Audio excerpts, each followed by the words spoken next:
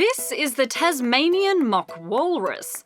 It's an Australian marsupial around 10 centimetres long. Its mating call resembles the purr of a cat, and it has the temperament of a hamster. Or does it? The Tassie walrus was first reported in the Orlando Sentinel on the 1st of April, 1984. They wrote that it ate cockroaches and made an ideal pet.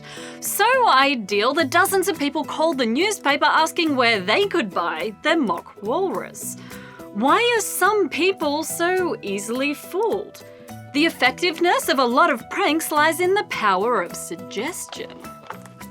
Back in 1965, the BBC aired an interview on April Fool's Day with the man who invented smell-o-vision. He told viewers the smell of a chopped onion and coffee were being transmitted through their television sets, and viewers called in to mistakenly confirm they could smell them. In a 2008 study, participants were given either a $5 or $90 glass of wine while they were in an fMRI machine, but they weren't told that both were actually the same $90 glass. Researchers found the self-reported pleasantness score was greater for those who had the wine labelled $90, and this higher score corresponded to increased activity in an area of the frontal lobe important for top-down processing, decision-making, and reward comparison. Sometimes we let our sensations guide our perceptions, and in the case of smell-o-vision, even our logic stinks. Our brain can fool us because it has different ways of processing stimuli.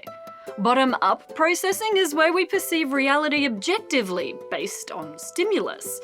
And top-down processing is where we drive our own reality based on our perceptions. Our frontal lobe's predisposition for top-down processing is why we can be fooled so easily.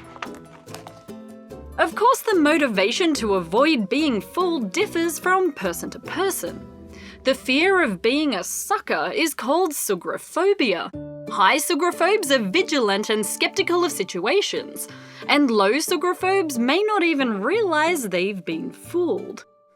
There are pros and cons to being too trusting or untrusting, so you shouldn't always pity the fool. Regardless of where you lie in your capacity to be tricked, I still think the cockroach-eating Tasmanian mock walrus would make a great pet. For my next episode, I want to answer some of your questions, so ask me whatever you like about science or BrainCraft down in the comments or over on Twitter. And if you don't already, subscribe to BrainCraft. I have a new brainy video out every Thursday.